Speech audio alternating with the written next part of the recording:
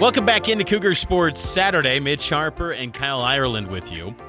Coming up at the top of the hour, we'll have former BYU center, former NBA player Eric Mika on the program to preview tonight's game between number 9 BYU and their heated rival, the Utah Utes. BYU has not won at the Huntsman Center since 2021. They've only won at the Huntsman Center twice since 2011. It's never been a place that's kind to BYU, but I'd like to think with Dabonsa, Richie, Rob Wright III, that this is going to be a little bit different story for BYU, but we'll get to that around the corner as we get you ready for BYU and the Utes. But we're putting a bow on the 2025 football season, dishing out some awards from BYU's memorable 12-win campaign. First 12-win season for BYU football since 2001. When those seasons happen, you got to appreciate them. And you got to have star players to make that happen. So end-of-season awards, Kyle, BYU football MVP in 2025, who is it? LJ Martin. No It's question. The obvious choice. We're in agreement there. Big 12 Offensive Player of the Year. There is nobody else that you can pick and feel good about. He was so good. He was so good. And I think that LJ, he was the leading rusher his freshman and sophomore season. But remember, in that freshman season, BYU had one of the worst rush offenses in college football. It was near the bottom, worse than the Big 12. And you think about the climb within the league to where they are one of the best ground attacks in not only the Big 12 but college football, and it's led by that guy, and he's running it back in 2026. So excited for LJ Martin. Offensive Player of the Year, I'd go LJ Martin as well, of course, but I think there's maybe an argument for someone else too. Yeah, I was trying to think of other guys that, I mean, obviously LJ is the easy choice there, and I was like, you brought up Parker Kingston earlier, and Parker had a really, really nice season, but I'm going to go Bear Bachmeier just because of what he was able to do with the asterisk of being a true freshman.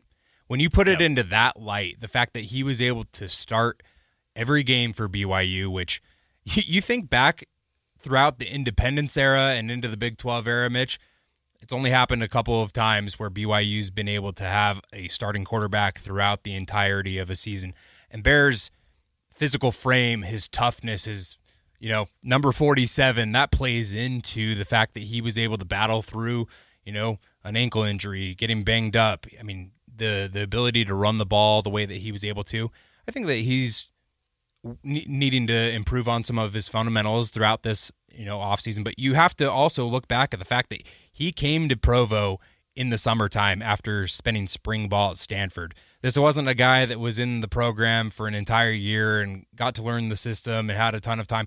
He came in the middle of the summer, learned the playbook, came into fall camp, and was so impressive that the coaching staff wanted to make him the first true freshman to start game one in BYU program history and lead the team to the Big 12 championship game. When you say all of that, it's just like, oh yeah, Bear Bachmeier, that tandem with him and LJ Martin really carried them to where they were. Well, and you think it's a great poll because I think also too, what a kind of tricky spot for him and to step into the program, true freshman, and for the veteran guys on this past team, they were thinking they're trying to get a Big 12 title. They really believe they could do it. When the outside world said, you lose Jake Retzloff, you're not going to win a Big 12 title this year, the building believed that.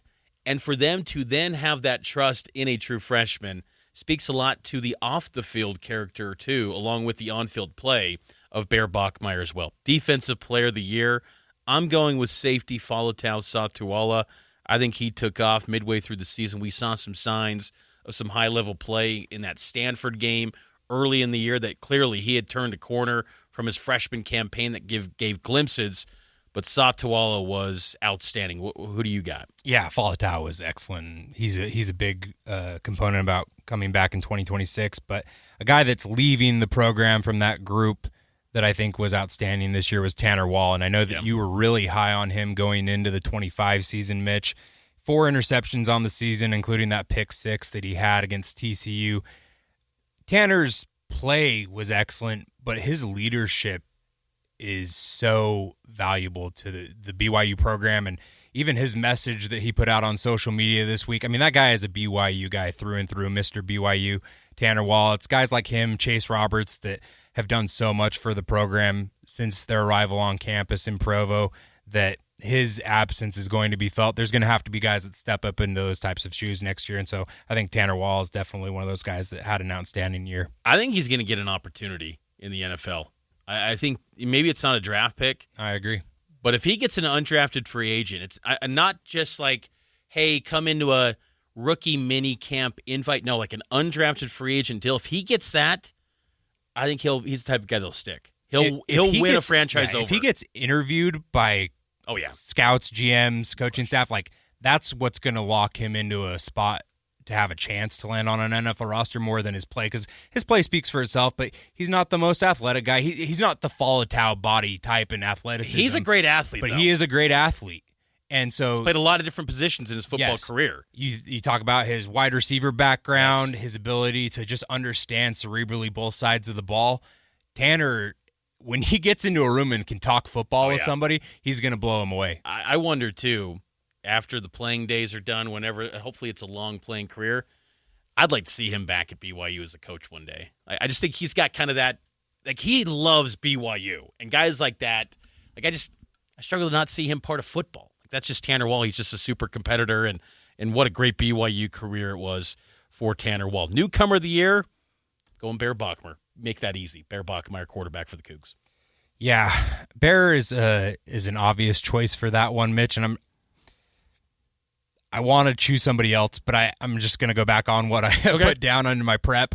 I'm going to say Bear. I'm going to have to go with Bear on that one as well, just because it's so obvious. I mean, he was the Big 12 Freshman of the Year for a reason, and I'm just going to ditto everything that I said earlier about Bear. Best position group this season, who you got? I'm going to say wide receivers. I think the step up from Parker Kingston, along with what Chase Roberts has continued to do, and real quick, I'm just going to go Chase Roberts, Super Y against Utah. That baton has been passed on Wednesday night. Parker Kingston took the mic from Keanu Tanavasa and threw up the Super Y. The torch has been passed on. Parker Kingston, wide receiver 1. How was that not figured out sooner, the Super Y thing? It makes so much sense. Yeah, it's an evolution. We talked about it on Wednesday night on the Cougar Tracks pod. It was Kalani brought the Shaka Y when he came 10 years ago. 10 years ago. It's an evolution, Mitch, and now we're taking on the Super Y mantle, and we'll see where things look in 2035. Yes, the wide receiver group, considering that they never had really a full health. When you think about it, from week 2 on, really week 1 on, because Parker Kingston was not full strength in those first couple weeks. It was a group that always just had someone missing or someone nowhere near full strength. They were still pretty productive for this BYU football team. I'll go with the safety group. I thought they were outstanding with Falatau, with Tanner Wall, with Raider DeMooney. This was a really good group in 2025. Tommy Parasis, he was banged up.